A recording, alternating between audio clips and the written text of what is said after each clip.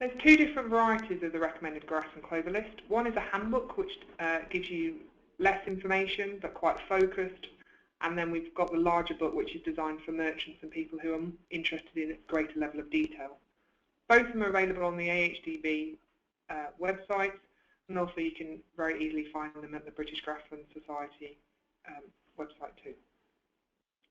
So my plan is to do an introduction to the handbook and then go through the full list. So the thing to remember about the recommended grass and clover list, it's a cross-industry project. So it involves the British Society of Plant Breeders, AHDB, both its dairy and beef and lamb divisions, and HCC, which is Meat Promotion Wales. It also involves the British Grassland Society. The funding changed in 2012, and that means the data is now available to all, and this is why we're allowed or can publish it in the level of detail we now can. What's also important to remember about the recommended list is that it builds on information collected from the national list. So this is part of the requirement from DEFRA to make sure that any grass varieties that are sold in the UK are on a national list somewhere in Europe. So to get to recommended status, it requires another 3 years worth of testing, which takes a total of 6 years. And then the recommended grass and clover list crop committee decides if that variety gets to be on the list. What's important to remember that it's got to be better than what is already on the list, and only about 1 in 20 of the perennial ryegrasses make it to full recommendation. So it's quite a rigorous process, and the aim is not to make these exhaustive lists, but to make sure that the lists have the best varieties available. So how is the data collected? We have various sites around England and Wales, one run by TAG up in Tadcaster, one by IBERS in Aberystwyth, Eurograss breeding in Wardington, DLF trifolium in Didcot, and then we have 2 sites, one at Barrenburg in Evesham and one run by TAG in Dartington in Devon, and both of these sites are actually disease sites. So these are trying to manage the crop or the variety to sort of encourage disease so we can improve the accuracy of the disease measurements. So how those 3 years are broken up, we have the first year is the grass is managed to simulate silage, so it's conservation cuts. The middle year, the second year, is that it's managed to simulate grazing, so it's more frequent cuts. And for the Italians and hybrids, they tend to be more focused towards conservation and rotational grazing, so their cut influence frequency is sort of between the two. Quality is measured, so that involves D-value as well. So as I mentioned, the disease are encouraged at Dartington and Evesham to try and improve our accuracy of the disease values, and it's also about keeping it real. So we want those grasses to be tested, so when they go onto farm, they are as robust as they can be. So as I mentioned, there's 2 different varieties, so we're now going to move into the handbook. So in the handbook, there's also information about why to reseed and when, and there's also information about the mixtures and heading dates that we need to use. So most of this list is related to selecting the right types of grasses. We know the varieties on this list are very, very good, but part of the challenge that we now need to do is make sure we're selecting the right type of grass for the situation. Also contained within here are some information about reseeding and how to reseed, and also to evaluate whether you need to actually do any pasture improvement. So the first thing very much to do is dig some holes and see whether there's any soil issues, then think about pH and soil tests, assessing what's already there, and then think about whether you need to reseed and move, and then select varieties from this list. So what we're going to do is go through some examples so we can see what we're doing. So here, this is the intermediate perennial ryegrass variety, and it's found on page 10. So the varieties are split between diploids and tetraploids, so this is the diploid page, and they're listed on variety name, but they're actually listed based on heading date. So the earlier the heading date, the further they are up the list. So as I mentioned, when they're going through recommendation, they're managed in 2 separate ways. So the simulated grazing is year 2, and that's the numbers we see in this first column really. What's important to remember is that the yield is not actually a number, it's a relative number. So the average for these types of grasses are 10.43 tonnes of dry matter per hectare. So when we see a number of 100, that means it's similar to the average of 10.4.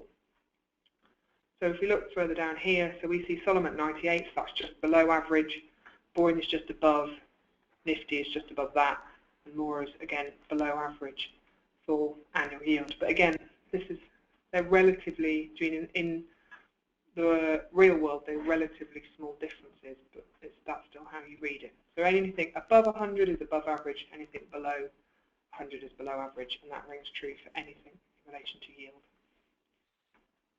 You've then got conservation management, again similar process. You've got mean total annual yield, and again under a cutting regime, which is in year 1 and 3, you've got an average of 15.3 tonnes of dry matter per hectare, and also listed here is the D value.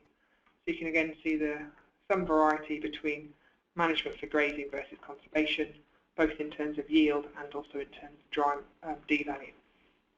We then move through, we've then got a measure of ground cover, which is a proxy for persistency, and it's a 1 to 9 scale, with 1 being poor, 9 being good.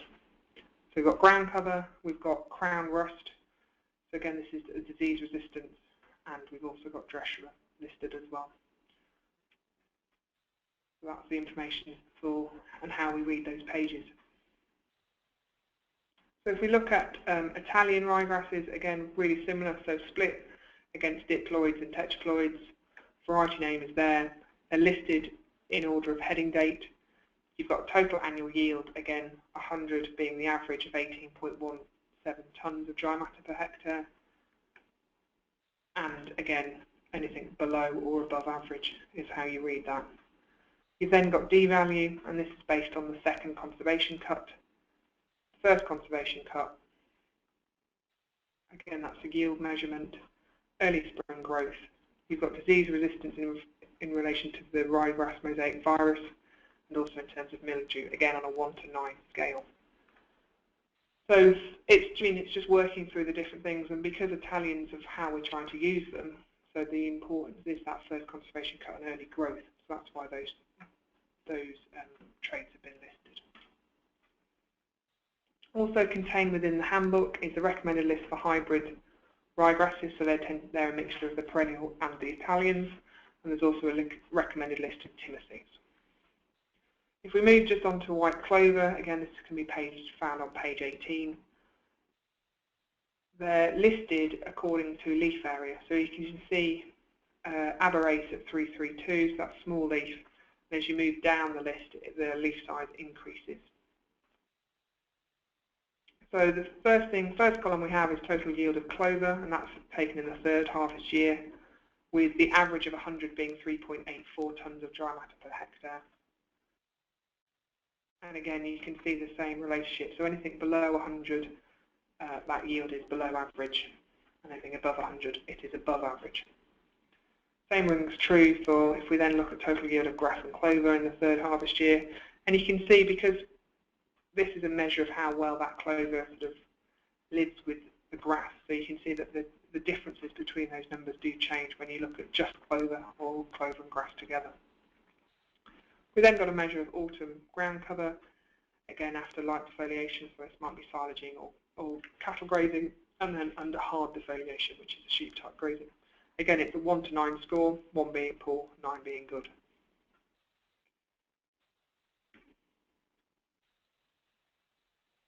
We then also have a descriptive list, and the important things to remember about a descriptive list is basically it doesn't have the rigour that a recommended list will do. So basically it lists all the varieties that are available in England and Wales, rather than sort of testing them and just making sure the best ones are on the list. The plan is to get a recommended list for red clover, which should happen in the next year or so. Again, the same principle holds true. We've got an average of here of 5.72 tonnes of dry matter per hectare. Yield of first cut is first harvest yield. Again, above or below 100 is related to the average. Total annual yield, crude protein, and ground cover. Again, differences aren't huge, but again, hopefully the recommended list, when it is available, will add a bit of extra rigor into this list.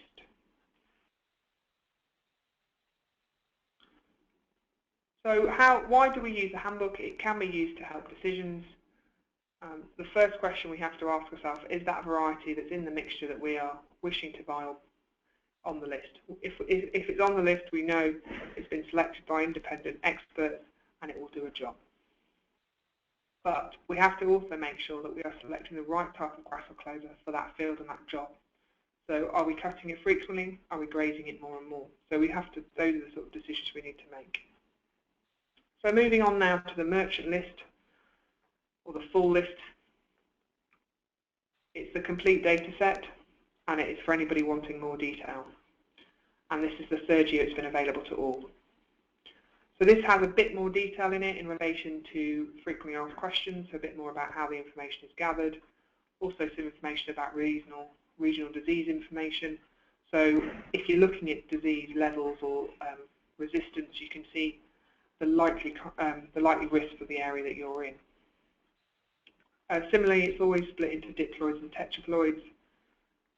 So this example, which is on page 6, is the early perennial ryegrasses.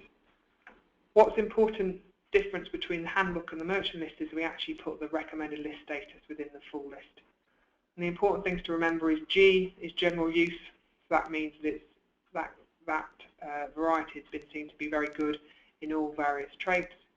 S is when it's recommended for specific use, so it is good at something, but it might fall down on other traits, so it's not as good as general, but it still deserves to be on the list.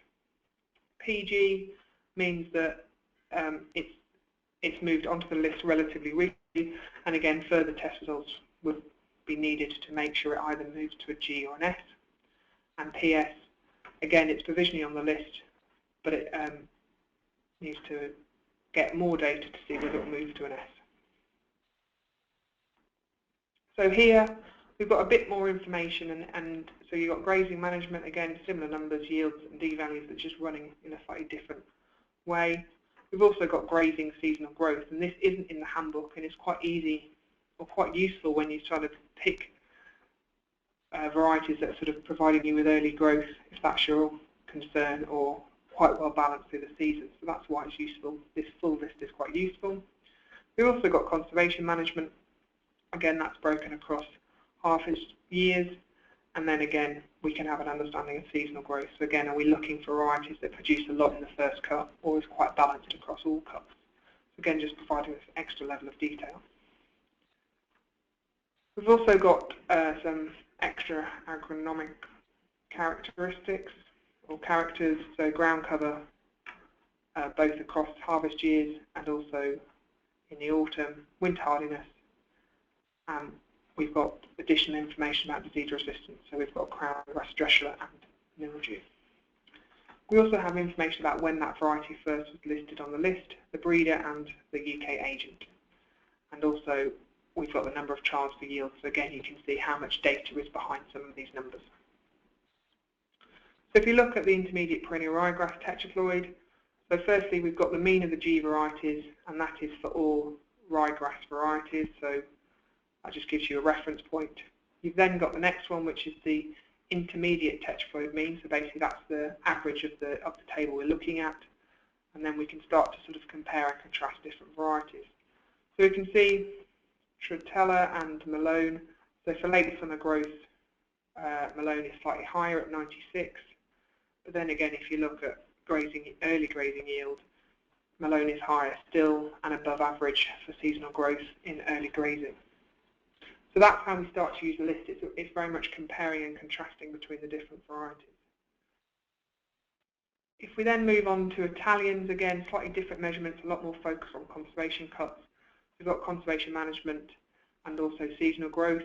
Similar reasons, just gives you more information. Agronomic characters, disease resistance, again, we get more listed than in the handbook, generally because of space, but also this is providing more detail. What's important to remember is always a 1 to 9 scale, with 1 being poor, 9 being good. Anything that has brackets around it suggests there's not as much data behind that number as we would like. There's just a bit more chance of movement, and that's the main reason why those two disease sites were set up, to try and make these numbers more robust. White clover, again, we've got information about the mean of the G varieties against all white clovers. Again, they're listed across the way now, but they're always based on leaf area or leaf size. And we've got information about light defoliation, again, more detail provided than in the handbook, and also yield, both of clover and grass in the third harvest year.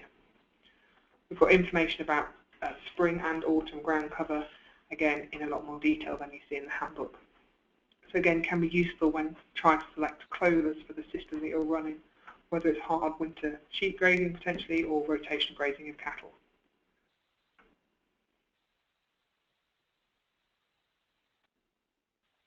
So example of the white clover, so again, we're looking at Galway and ABBA S184. So you can see for under a light defoliation system, the yield of ABBA is higher than Galloway, or higher than average at 86 versus 75. Clover yield at first cut, again, ABBA race is slightly lower than Galloway. And then for last cut clover yield, you've got ABBA S184 outcompeting Galway. So, June, as you move through the list, there's lots of genes, some are higher than others, and some, so there's lots of sort of interchanging, but it's just a useful thing to work through and compare different varieties. Red clover, again, is within the handbook, again, a bit more information, sorry, within the merchant list, and again, a bit more information. We've got conservation, seasonal growth, agronomic characters, and then a number of trials for yields right at the bottom. So again, you can get both copies from the handbook or the merchant guide from the AHDB websites or from the British Grassland websites, so shown here. What's also interesting is we have developed an online tool for sort of selecting varieties of perennial ryegrass. It's available on the Dairy, AHDB Dairy website. Again, the address is listed on here. And that allows you to filter based on requirements, and allows you to sort of go down and allow you to compare and contrast across varieties a lot easier than in the book.